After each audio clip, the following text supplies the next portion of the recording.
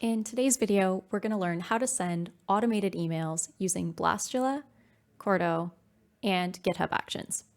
I'm going to be breaking this video down into 3 parts. The first part is kind of a preliminary step that's necessary before being able to actually do any of this, which is creating an email account that you can send emails from and getting the credentials for that email properly set up. The second part, we're going to learn how to send emails using Blastula and Quarto generally. And for the third part, we're going to learn how to automate that using GitHub Actions. All of this is completely free to do, and the only thing that you're going to need is an Outlook account and an installation of R, RStudio, and Quarto.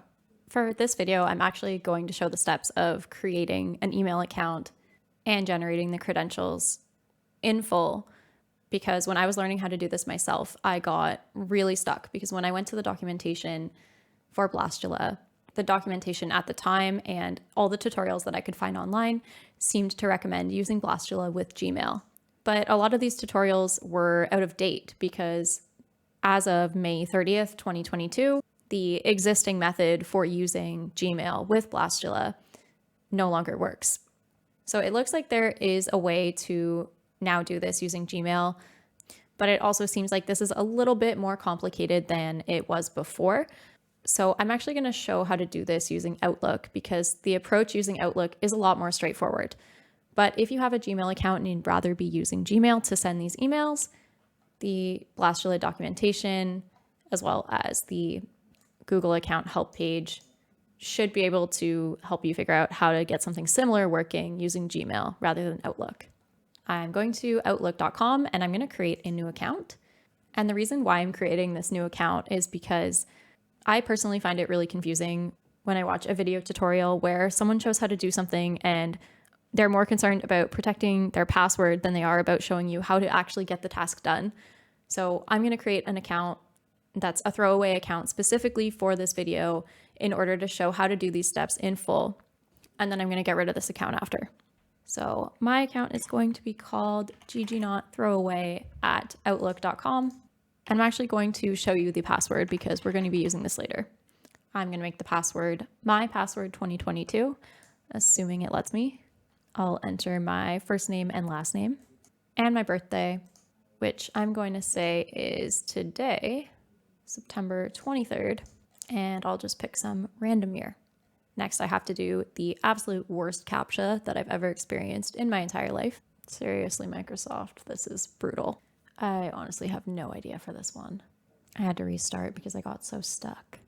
And a few minutes later, I now have an Outlook account that I should be able to send emails from. You're also going to need a GitHub account in order to do the GitHub Actions portion of this video. I don't need to show you my password in order to do this part, so I'm going to use my actual GitHub. And the only other thing that we'll need is an installation of Quarto.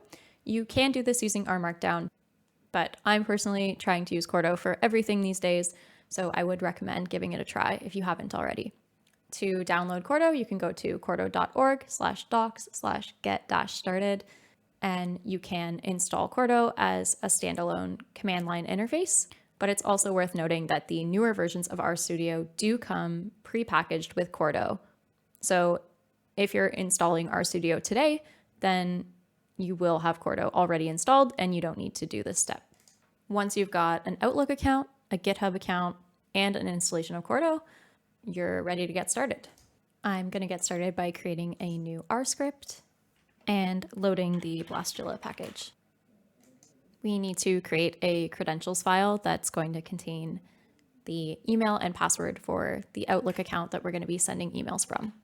In the Blastula package, there's a function for this called create smtp creds file. The first argument is the name of the file where you want the credentials to be stored. I'll call this ggnotthrowaway creds. The second argument that we need is called user, and that's where we'll put the email address that we created. And finally, I'm going to specify the email provider, which in this case is Outlook. If I run this line of code, a pop-up window will appear asking me for the password for that email account. I enter the password and hit OK. And a message appears in the console telling me that the credentials file has been generated. Note that this file does get generated wherever your working directory is currently set. So make sure that you set your working directory to your desired location before running the create smtp creds file function. Now that we have our credential file created, we're ready to create the email that we want to actually send. To create a new Quarto document, go to File, New File, Quarto document, or you can also use the terminal. First thing we'll do is change the format from the default HTML to instead say blastula : blastula _ email. For now, I'll just leave the default contents that are included when you create a new Quarto document. Back in my R script, I'm going to use the render _ email function from the blastula package to render that Quarto document as an email object. To actually send the email itself, it's quite simple. All we need to do is use the smtp _ send function, which is also from the blastula package. We start by specifying the email object that we just created, then the from email address. This needs to be the email address that we created the credential file for.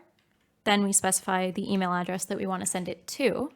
For now, I'm just going to send this email to myself, so the same email address that I specified above. Next, you can specify the subject line of the email. And finally, we'll specify the location of the credential file that we created using the credentials argument. We do this using the creds file function, again from the blastula package, and then the name of the credential file that we created earlier. I realized I had a typo and I accidentally wrote SMPT. It should be TP send. I'll run this line of code and hope that it works.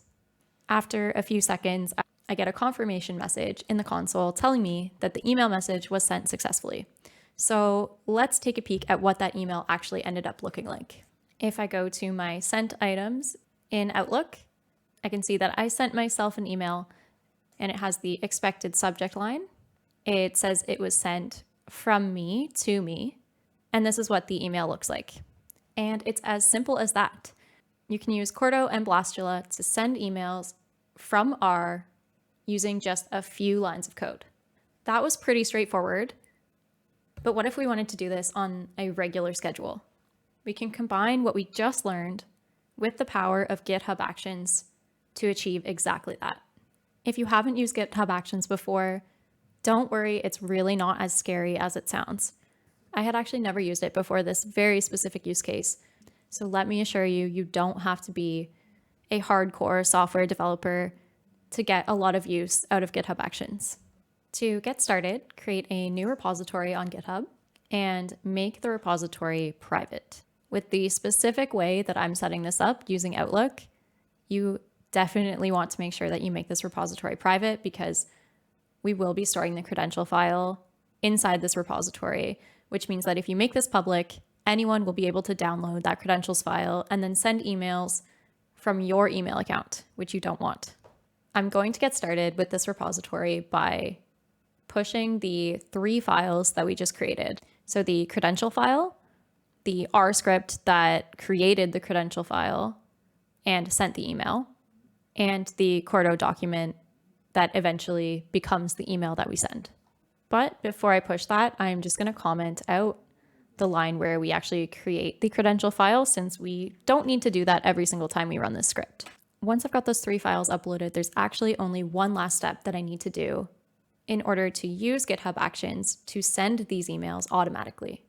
All of the magic is going to be contained in a single YAML file that needs to be located in a subfolder in my repository.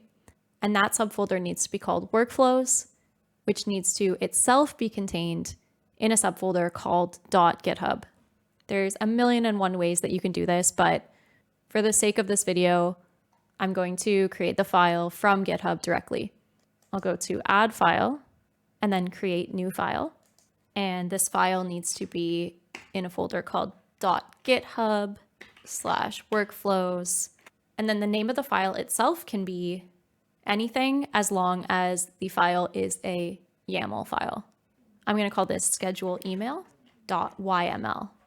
And then I'm going to paste in some YAML that I've already written ahead of time. I'm not going to get into everything that this is doing, but from a high level, what this file is saying is that every time there's a new push to this GitHub repository, the following things are going to happen. First, R is going to be installed, pandoc is going to be installed, packages that I specify here, such as blastula, are going to be installed. Then an R script called test_script.r, which is contained in the main part of this repository, is going to be run. Actually, I don't have a file in my repository called this, so I need to rename this to say send_email, since that was the name of the R script that we created. I'm going to commit this new file. And remember how I was saying that every time this repository is pushed to, it's going to trigger these sets of actions. Well, we did just push to this repository, which means that these steps have now just been triggered. If I go to Actions, I can see that this run has now been started. And if I click on it, I can see what step the workflow is at. I'm going to click on this, and I'll be able to see a bit more details. Now we're at the part of the workflow where R is being installed. Now pandoc is being installed. The blastula package is being installed. And the send_email script is now being run. The script just finished running. And I have that same message that I saw earlier in RStudio telling me that the email was sent successfully. And a few seconds later, the run is completely finished. And the little loading symbol that we saw before has now turned to a green check mark, telling us that everything worked as expected. Just to verify that, I'll go back to this throwaway email that I created before and confirm that another email was just sent. This time it's actually my second email from blastula. Now that we have the basic idea down, let's make a couple of small changes to make this a bit more realistic. I'm going to edit the send_email script, and I'm going to change the subject of this email to include today's date, because what I'm about to do in just a second is edit the YAML file so that the email is sent on a schedule of my choosing instead of just whenever I push to this repository. And the schedule that I'm going to use is every morning I want to be sent this email. So I'll commit these changes to this R script. And then in the YAML file, I'm going to edit the file.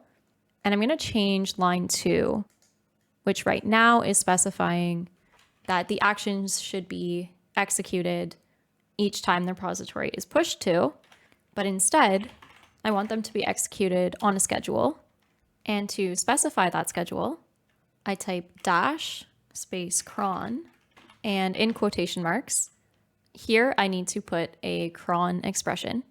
And if you Google for cron generator, you should be able to find lots of websites that will help you generate the exact expression that you're looking for. But one of the most simple expressions is 5 stars with spaces in between each one. If I scroll over top of that, GitHub tells me that this expression means we're asking GitHub to run this set of action every single minute. But there's also a warning that tells us that GitHub action schedules can only run at most every 5 minutes. So this expression is not going to work, but it is the simplest expression. If we want to make it a little bit more complicated, we can change the first star to be a 0. Again, scrolling over top of that expression, GitHub tells us that this expression means the actions will be run every hour on the hour. If I wanted to schedule this email to be sent once a day, then I can also change the second star, and I'll change the second star to the time of the day that I'd like the email to be sent. So let's say I want it to be sent at 9 a.m. I can set this to 9. And if I hover over that again, this time it tells me that the actions will be executed every day at 9 a.m. UTC. Keep in mind that your time zone might be different, so you might need to play around a bit with the expression in order to get it to execute at the exact time that you're looking for. I'll leave it like this, and I will commit these changes. Once I commit these changes, this will not trigger GitHub Actions to execute because the next time that the workflow executes isn't going to be until the next time that it is 9 a.m. UTC. So when I go to the GitHub Actions page for this repository, I can see that the last time that the workflow was executed was when I updated the send_email script and not when I changed the YAML file just now. When I updated the send_email file, I did get sent an email with the updated subject line, but the next email won't come in until around 9 a.m. UTC. Before moving on, I just want to show one more thing, which is that this credential file does contain your password just in plain text. Here I can see my email address and the password that I specified. So again, it's extremely, extremely important to keep this repository private if you're using this method to create your credential file. In today's video, we learned how to use Quarto, blastula, and GitHub Actions to send automated emails on a schedule. Thank you so much for watching this video. I hope you found it helpful. If you did, please be sure to subscribe to my channel so that I can keep making videos.